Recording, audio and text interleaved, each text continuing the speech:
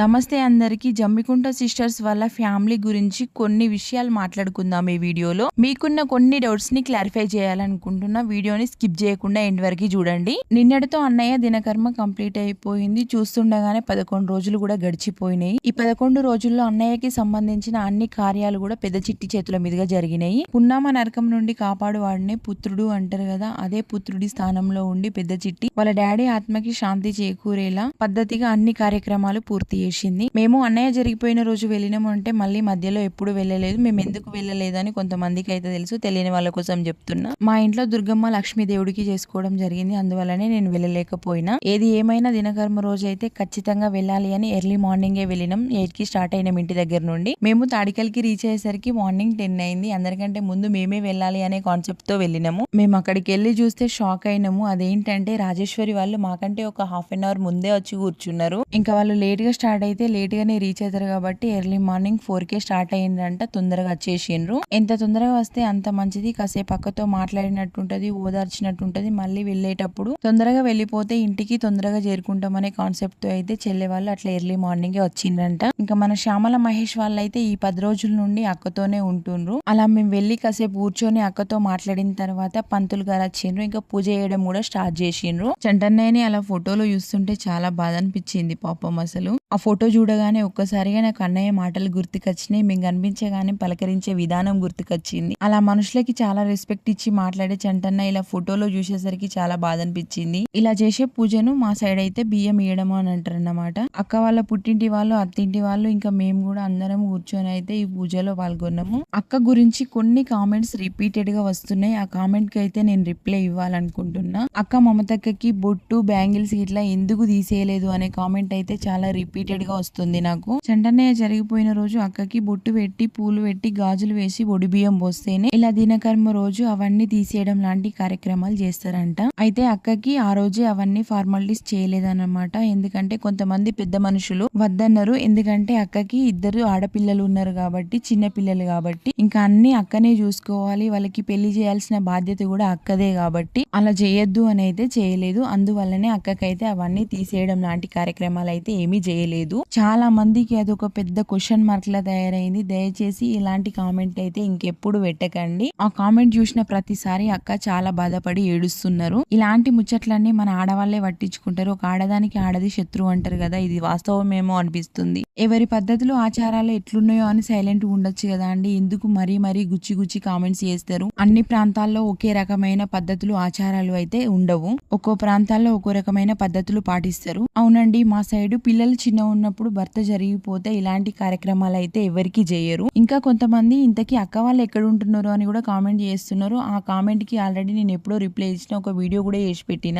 అక్క వాళ్ళు చంటన్నయ్య వాళ్ళ ఓన్ విలేజ్ అయిన తాడికల్లో ఉంటున్నారు. వాళ్ళ సొంత ఇంట్లోనే ఉంటున్నారు. అక్క ఎప్పటి నుండో చెప్తున్నా శ్రీరామ్ ఫైనాన్స్ లో ఉన్న ఇల్లు ఇదే అండి. ఇంకా కూడా ఈ ఇల్లు శ్రీరామ్ ఫైనాన్స్ లోనే ఉంది. వాళ్ళ పర్మిషన్ తీసుకొని అయితే ఆ ఇంట్లో ఉండడం జరుగుతుంది. ఇంకా కొంతమంది అది అక్క వాళ్ళ ఓన్ హౌస్ ఏనా, చాలా బాగుంది అని కామెంట్స్ అయితే పెడుతున్నారు. అవునండి, అది అక్క వాళ్ళ ఓన్ హౌసే. బట్ ఇప్పుడైతే అది అక్కది అని కూడా చెప్పలేము. ఎందుకంటే ఇప్పుడు ఆ ఇల్లు ఫైనాన్స్ లో తాకట్లో ఉన్నది కాబట్టి. ఇంకా ఇల్లు చాలా బాగుంది అనే కామెంట్ కి నేను ఇచ్చే రిప్లై ఏంటి అంటే, అక్క వాళ్ళ అన్నయ్యలు చాలా గొప్పగా ఆలోచించి అక్కకి పిల్లలకి ఎలాంటి లోటు లేకుండా రేకుల షెడ్ అయినా అన్ని ఫెసిలిటీస్ ఉండేలా వాళ్ళకంటూ ఒక సొంత ఇల్లు ఉండాలని ఈ ఇల్లుని కరోనా కష్టకాలంలో కట్టించడం జరిగిందంట.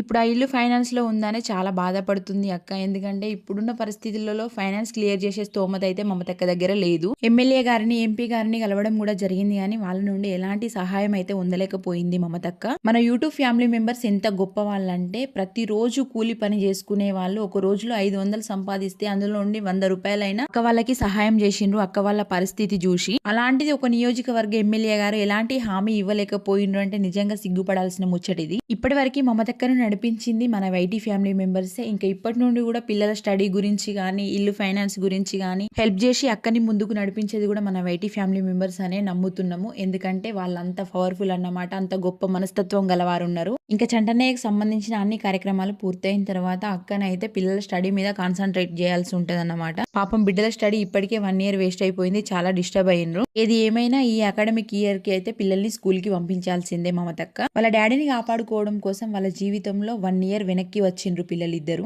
మేము చంటన్నయ్య గురించి వీడియోస్ పోస్ట్ చేస్తుంటే కొంతమంది పిచ్చి పిచ్చి కామెంట్స్ పెడుతున్నారు, బ్యాడ్ కామెంట్స్ పెడుతున్నారు. అట్లా పెట్టే వాళ్ళకి కొంచెమైనా బుద్ధి ఉండాలని చెప్తున్నా నేను. మేము దినకర్మ రోజు వెళ్లి వీడియో పోస్ట్ చేస్తే మీరందరూ ఎవరైనా రావాలనుకున్న వాళ్ళు తాడికల్కి అన్నయ్య పెద్ద కర్మకి రండి, నీ వాళ్ళు అర్పించండి అని ఒక వీడియో పోస్ట్ చేసినాము. ఆ వీడియోకి కొంతమంది చెత్తమొహాలు ఏమని కామెంట్ చేసిండ్రంటే, మీరు వెళ్ళింది వీడియోస్ కోసమే వెళ్ళిండ్రు, ఇంకా వీడియోస్ పెట్టడమే పనా మీకు, ఇంకేం పని లేదా అని కామెంట్ చేసిండ్రు. ఇంకా మీరు మా యూట్యూబ్ ఛానల్ ని ఎన్ని రోజుల నుండి చూస్తుండ్రో, అసలు మా జర్నీ ఎక్కడ స్టార్ట్ అయింది, ఎక్కడ ఎండ్ అయింది అనేది మీకు అర్థమైందో కాలేదో నాకైతే తెలియదు. కానీ మమతక్క గత 6 నెలల నుండి చంటన్నయ్యని కేవలం యూట్యూబ్ ఫ్యామిలీ సహకారంతోనే బ్రతికిస్తుందనే విషయం మీకు తెలుసో తెలియదో నాకు తెలియదు. మానవత్వం ఉన్న మనుషులు చాలా మంది అక్కకి ప్రత్యక్షంగా పరోక్షంగా ఫైనాన్షియల్ గా సపోర్ట్ చేసిన వాళ్ళు ఉన్నారు. ఈ 6 నెలలుగా వాళ్ళు కాపాడిన ప్రాణం లేదు అని చెప్పే బాధ్యత మాకున్నది. ఇంకా చేసే కార్యక్రమాలు ఎప్పుడేం చేస్తున్నామని చెప్పే బాధ్యత కూడా మాకున్నది. మేము వీడియోస్ పోస్ట్ చేసేది మీలాంటి వాళ్ళ కోసం అయితే అస్సలు కాదు. మమ్మల్ని అభిమానించే అభిమానులు చాలా మంది ఉన్నారు, వాళ్ళ కోసం మాత్రమే పోస్ట్ చేస్తున్నాము. మేము ఒక హాఫ్ అన్ అవర్ అటు ఇటు చేసినాం, వీడియో పోస్ట్ చేయలేదు అని అంటే డైరెక్ట్ మాకు కాల్సే చేస్తారు. మీరు ఇంకా ఎందుకు వీడియో పోస్ట్ చేయలేదు, అక్కడ ఏం జరుగుతుంది చెప్పండి, అప్డేట్స్ ఇవ్వండి అని. ఎందుకంటే అభిమానం ఉండి కూడా డైరెక్ట్ అక్కడికి రాలేని పరిస్థితిలో ఉన్న వాళ్ళు మాత్రమే అసలు ఏం జరుగుతుంది, ఎట్లా జరుగుతుంది, వాళ్ళు ఎట్లున్నారు అని తెలుసుకునే బాధ్యత వాళ్ళకు ఉన్నది. వాళ్ళకి అభిమానం ఉన్నది కాబట్టి వాళ్ళు తెలుసుకుంటారు.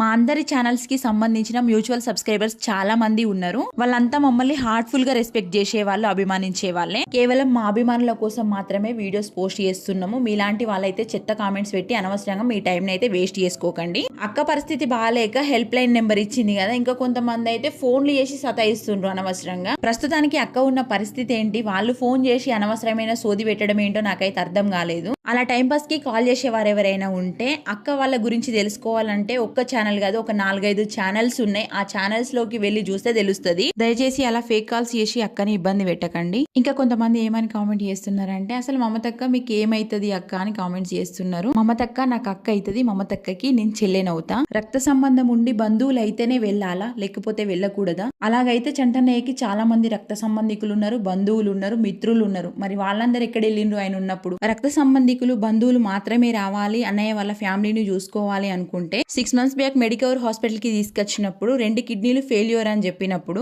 ఎలాంటి రక్త సంబంధం లేని, కనీసం ముఖపరిచయం కూడా లేని వాళ్ళు కిడ్నీ డొనేట్ చేస్తామని ముందుకు వచ్చిండ్రు. కానీ అప్పటికే చంటన్నయ్య మల్టిపుల్ ఆర్గాన్ ఫెయిల్యూర్ పేషెంట్ కాబట్టి కిడ్నీ ట్రాన్స్ప్లాంటేషన్ చేయడం కుదరలేదు. ఎలాంటి రక్త సంబంధం లేని ఎంతో మంది అన్నదమ్ములు అన్నయ్యకి బ్లడ్ డొనేట్ చేసిండ్రు. కష్టాల్లో ఉన్న ఒక మనిషికి సహాయం చేయాలంటే రక్త సంబంధం అవసరం లేదు, మానవత్వం ఉంటే సరిపోతుంది. ఇది గమనించండి. ప్రతి ఒక్కరి లైఫ్ లో కష్టాలు అనేవి కామన్. కష్టం వచ్చినప్పుడు మీ రక్త సంబంధికులు కాకుండా ఎలాంటి రక్త సంబంధం లేని మానవత్వం ఉన్న మనుషులే సహాయం చేస్తారని చెప్తున్నా. ఇప్పటికే ఏదో ఒక సందర్భంలో అలాంటి సిచ్యువేషన్ ని మీరు కూడా ఫేస్ చేసే ఉంటారు. ఒకవేళ ఫేస్ చేయకపోతే ఫ్యూచర్ లో ఖచ్చితంగా ఫేస్ చేస్తారు. ఇంకా కొంతమంది ఏమని కామెంట్స్ చేస్తున్నారంటే, ఆల్రెడీ వీడియోస్ చూస్తున్నారు, ప్రతి అప్డేట్ చూస్తున్నారు, కానీ అక్క చంటన్న వల్ల అక్క వాళ్ళు వచ్చిండ్రా అనే కామెంట్ చేస్తున్నారు. ఇలాంటి కామెంట్ మీరు పెట్టచ్చా? ఒక్కసారి ఆలోచించండి. వాళ్ళు చంటన్నయ్య తోబుట్టువులు, తల్లి తర్వాత తల్లిలా పెంచిన అక్కలు. కొడుకు స్థానంలో ఉన్న చంటన్నయ్య లేడు అని తెలిసిన తర్వాత ఆ అక్కలు రాకుండా ఎలా ఉంటారు చెప్పండి మీరే. ఏవో చిన్న చిన్న మనస్పర్ధాలకి మనుషులు పోతే కూడా రానంత పెద్ద శాడిస్టులు అయితే ఏం కాదు ఆ అక్క వాళ్ళు. వాళ్ళ మధ్య దూరం కూడా ఎన్నో సంవత్సరాల నుండి ఉన్నది కాదు, జస్ట్ ఒక 2-3 నెలలు మాత్రమే దూరం ఉన్నారు. ఆ 2-3 నెలల్లో కూడా అక్కని చూడక తమ్ముడు, తమ్ముడిని చూడక అక్కలు చాలా బాధపడ్డారు. ఇదంతా చెప్పినా కూడా వినకుండా, అర్థం చేసుకోకుండా మళ్ళీ కామెంట్స్ పెడుతూనే ఉంటారు. మీకు అర్థమయ్యేటట్టు క్లియర్ గా చెప్పాలంటే,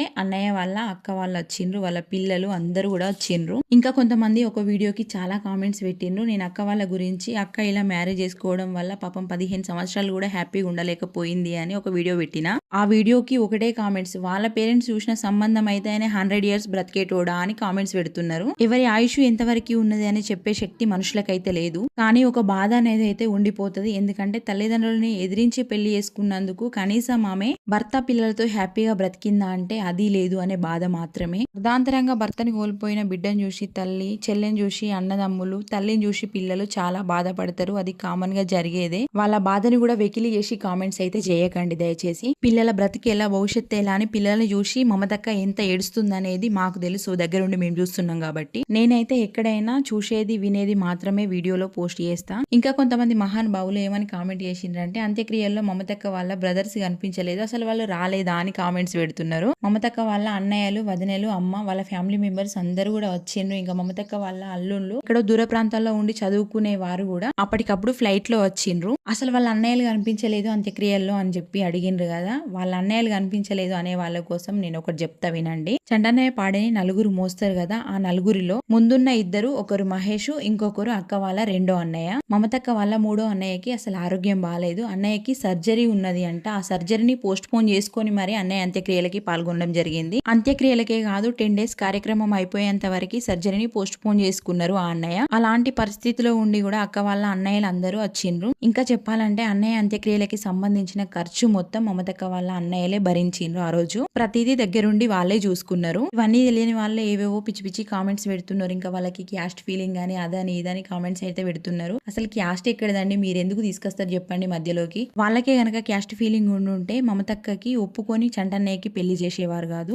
ఇంకా చెప్పాలంటే చంటన్నయ్యని ఇల్లరిక మసాలకే తీసుకెళ్లేవారు కాదు. అలాంటి డౌట్స్ ఎవరికైనా ఉంటే దయచేసి కొంచెం కష్టం అనుకోకుండా ఒకసారి ఈ 2-3 రోజుల్లో తాడికల్ విలేజ్ కి వెళ్ళండి, మీకు మొత్తం అర్థమైపోతుంది. అన్నయ్య ఆత్మకి శాంతి చేకూరేలా ఈ పంతులు గారు కూడా చాలా నెమ్మదిగా పూజ చేసిండ్రు. బియ్యం ఇయ్యడము, పిండ ప్రదానం చేయడము, ఇవన్నీ కార్యక్రమాలు అయితే నెమ్మదిగా చేసిండ్రు. మార్నింగ్ 11 కి స్టార్ట్ చేసి ఈవినింగ్ 5 వరకు పంతులు గారు అక్కడే ఉన్నారు అంటే నిజంగా ఆయన ఓపికకి మొక్కాలి. దగ్గరుండి అన్ని కార్యక్రమాలు ఆయననే చేపించిండు చిట్టి చేత. చంటన్న వాళ్ళ ఫ్యామిలీ మెంబర్స్ రాలేదా, అక్క వాళ్ళు రాలేదా, బావ వాళ్ళు రాలేదా, వాళ్ళ కోడన్లు రాలేదా, వాళ్ళ అల్లుళ్ళు రాలేదా అనే వాళ్ళ కోసం అయితే ఈ వీడియో క్లిప్ యాడ్ చేస్తున్నా చూడండి. ఇందులో అన్నయ్య వాళ్ళ ఫ్యామిలీ మెంబర్స్ అందరూ ఉన్నారు, ఒకసారి గమనించండి. ఇంతకీ అక్క వాళ్ళకి బట్టలు పెట్టడానికి వాళ్ళ అన్నయ్య వాళ్ళు వచ్చిండ్రా రాలేదా, అసలు వాళ్ళే పెట్టిండ్రా ఇంకెవరైనా పెట్టిండ్రా అని కామెంట్ చేసిండ్రు. ఆ కామెంట్ కి ఆల్రెడీ నేను వీడియో కూడా పోస్ట్ చేసిన. అన్నయ్య దినకర్మ కార్యక్రమంకి అక్క వాళ్ళ అన్నయ్యలు వదినలు ఒక రోజు ముందే వచ్చిండ్రు. ఇంకా అక్క వాళ్ళ అమ్మనైతే అక్కతోనే ఉంటుండ్రు. కానీ పంతులు గారు మేనమామలు బట్టలు పెట్టండి అన్న టైంకి అన్నయ్య వాళ్ళు ఏదో పనుండి బయటికి వెళ్ళిండ్రంట. వాళ్ళు వచ్చేసరికి ఒక 10 నిమిషాలు అటు ఇటు అయిందంతే. అక్కకి 4 అన్నదమ్ములు కదా, అయితే పెద్దవాళ్ళు పెట్టాలి లేదంటే చిన్న వాళ్ళు మాత్రం పెట్టాలి. ఆ మిడిల్ లో ఉన్న ఇద్దరు మాత్రం పెట్టడానికి వీలు లేదన్నమాట. ఆ టైంకి అక్క వాళ్ళ తమ్ముడు అందుబాటులో ఉన్నాడు కాబట్టి ఇంకా తమ్ముడే పెట్టేసిండు బట్టలు పిల్లలకి. నిన్న పోస్ట్ చేసిన వీడియోకి కొంతమంది ఏదేదో ఊహించుకొని ఏవేవో కామెంట్స్ పెడుతున్నారు. వాళ్ళకి కోపం పోయినట్టు లేదు, ఇంకా వాళ్ళ ఫేస్ లో కోపం అట్లనే కనిపిస్తుంది అని. మీకు ఎక్కడ కనిపించింది చెప్పండి కోపం? కోపం ఉన్న వాళ్ళైతే బట్టలు తీసుకొస్తారా, అవన్నీ చేస్తారా చెప్పండి. వాళ్ళకి అక్క మీద గానీ పిల్లల మీద గానీ అన్నయ్య మీద గానీ ఎలాంటి కోపం లేకుండే వాళ్ళకున్న కోపం ఒకటే, చంటన్నయ్య చెప్తే వినకపోవడం అనేది వాళ్ళకున్న కోపం. మమతక్క మీద ఒకే కోపం ఉండే వాళ్ళకి, అదేంటంటే నువ్వు సర్వం అమ్ముకొని అంత ఖర్చు పెట్టి అంత మంచి మంచి వైద్యం చేపించినా కూడా ఆయన మాత్రం ఆయన అలవాట్లని మానుకోవట్లేదు అని అక్క మీదనే కొంచెం కోపంగా ఉండేవాళ్ళు. కానీ మనిషి పోయిన తర్వాత ఇంకేం కోపం అండి చెప్పండి. కోపం లేదు తాపం లేదు. ఫ్యూచర్ లో పిల్లలకి అన్ని చేయాల్సింది వాళ్ళే కాబట్టి వాళ్ళకైతే ఎలాంటి కోపం లేదు. మీరే ఏవేవో కామెంట్స్ పెట్టి వాళ్ళ మీద వాళ్ళకే డౌట్ వచ్చేటట్టు చేయకండి. కోపం ఉన్న వాళ్ళైతేనే దగ్గరుండి అన్ని పనులు చూసుకుంటారా మీరే చెప్పండి. ఇక్కడ మహేష్ తో పాటు కనిపిస్తున్న అన్న ఉన్నాడు కదా, ఆయననే అక్క వాళ్ళ తమ్ముడు. అక్కడే వెనకాల టెంట్ కింద కుర్చీలో ఇద్దరు అన్నయ్యలు కూర్చున్నారు కదా, ఆ అన్నయ్యలు కూడా అక్క వాళ్ళ అన్నయ్యలే. రెండో అన్నయ్య మూడో అన్నయ్య వాళ్ళు. వంటలు చేయడం అయిపోయిన తర్వాత అవన్నీ ఒక పక్కన సర్దడానికి అయితే ఇక్కడ వీళ్ళు ట్రై చేస్తున్నారు. మహేష్ కూడా దగ్గరుండి అన్ని పనులు చూసుకున్నాడు. ప్రతి కష్టంలోనూ ఈ 6 నెలల నుండి అక్కకి చాలా తోడుగున్నాడు మహేష్ శ్యామల వాళ్ళని మీ అందరూ కూడా బ్లెస్ చేయండి. 1 year వరకు ఒక పండంటి బిడ్డకి జన్మనివ్వాలని, సంతాన ప్రాప్తి రస్తు అని శ్యామల మహేష్ కి బ్లెస్సింగ్స్ ఇవ్వండి. మీ అందరి బ్లెస్సింగ్స్ వల్ల వాళ్ళ కళ నెరవేరాలని కోరుకుంటున్నా. అన్నయ్య దినకర్మ రోజు షార్ట్ వీడియోస్ పోస్ట్ చేస్తుంటే చాలా మంది కామెంట్ చేసిండ్రు, అక్క లైవ్ పెట్టండి అని. అక్కడికి రాలేకపోయినా మేమందరం కూడా లైవ్ లో చూస్తాము అని కామెంట్ అయితే చేసిండ్రు. కానీ మాకు అక్కడ లైవ్ పెట్టే టైం లేకుండే. కనీసం ఇలా లాంగ్ వీడియో షూట్ చేసి అయినా మీ అందరితో షేర్ చేసుకుందామనే ఈ లాంగ్ వీడియోని అయితే షూట్ చేసినాం మేము. ఇక్కడ అన్నయ్యకి బియ్యం ఇవ్వడము, ఈ పూజా కార్యక్రమం మొత్తం వీడియోని అయితే శివ తమ్ముడే షూట్ చేసిండండి. ఈ వీడియో కావాలనుకున్న వాళ్ళు శివ తమ్ముడికి థ్యాంక్స్ చెప్పండి. చంటన్నయ్యకి వాళ్ళ ఫ్యామిలీ మెంబర్స్ అంటే వాళ్ళ సర్నేమ్ తో ఉన్న వాళ్ళందరూ కూడా బియ్యం ఇచ్చిండ్రు. అక్కని పిల్లల్ని ఓదార్చి ధైర్యం చెప్పడానికి అయితే నేను, రాజేశ్వరి, శివ తమ్ముడు, మా ఆయన, ఇంకా శ్యామల, మహేష్, సునీతక్క, భాగ్యలక్ష్మి అక్క, సోని చెల్లె, వాళ్ళ అత్తమ్మ, మేమందరం అయితే వెళ్ళినాము. ఇంకొక తమ్ముడు కూడా వచ్చిండు కరీంనగర్ నుండి. ఆల్రెడీ ఒక షార్ట్ వీడియోలో చెప్పినా కదా, ఇలా ఆడపడుచు వాళ్ళైతే అన్నం కూర వండిన గిన్నెలకి బొట్టు పెట్టి కొబ్బరికాయ కొట్టి అన్నం కూరనైతే తీసిండ్రు. అవి తీసుకెళ్లి అక్కడ అన్నయ్యకి ప్రసాదంగా పెట్టిండ్రు అన్నమాట. అప్పటికే చాలా లేట్ అయిపోయింది. మేము సమాధి దగ్గరికి వెళ్ళేసరికి 2:30 అయింది. పంతులు గారు చాలా నెమ్మదిగా పూజ చేసిండ్రు. మన వైటీ ఫ్యామిలీ మెంబర్స్ చాలా తక్కువ మంది వచ్చిన వాళ్ళైతే చాలా దూర ప్రాంతాల నుండి వచ్చిండ్రు. ఒక్కొక్కరు 200-150 కిలోమీటర్స్ జర్నీ చేసి మరి వచ్చిండ్రు అన్నమాట. సునీతక్క హన్మకొండ నుండి వచ్చిండ్రు. శివ తమ్ముడు, రాజేశ్వరి చెల్లె మోత్కూర్ నుండి వచ్చిండ్రు. భాగ్యలక్ష్మి అక్క బాన్స్వాడ నుండి వచ్చిండ్రు. సోని చెల్లె గోదావరికని నుండి వచ్చిండ్రు. మా విలేజ్ నుండి దగ్గర తాడికల్కి 50 కిలోమీటర్స్ ఉంటది. ఇలా వచ్చిన అందరూ తినేసి ఇంటికి తొందరగా చేరుకునే ఛాన్సే లేకుండా అయిపోయింది. ఇలా చంటన్నయ్య కాటి దగ్గర ఏవో చేయాల్సిన ఫార్మాలిటీస్ అయితే అన్ని కంప్లీట్ చేసిండ్రు పంతులు గారు. ఇంటికి వచ్చిన తర్వాత ఇంకా తినడం స్టార్ట్ చేసినాము. తినేసి ఒక 10-20 మినిట్స్ అక్కతో కూర్చొని మాట్లాడి అక్కని ఓదార్చిన తర్వాతనే అందరము తీరిగ్గా బయలుదేరినాము. ఎందుకో నాకు ఎప్పుడు లేనిది నిన్న పిల్లల్ని అక్కని వదిలిపెట్టేస్తుంటే చాలా ఏడుపు వచ్చింది. అసలు నాకైతే దుఃఖం ఆగుడే లేదు. చంటన్న వాళ్ళ అన్న కొడుకు బన్నీ ఉన్ను మా ఆయన అయితే అన్నం తీస్తుండ్రు వడ్డించడం కోసం అని. మొత్తానికి ఇదండి అన్నయ్య దినకర్మ రోజు షూట్ చేసిన వ్లాగ్.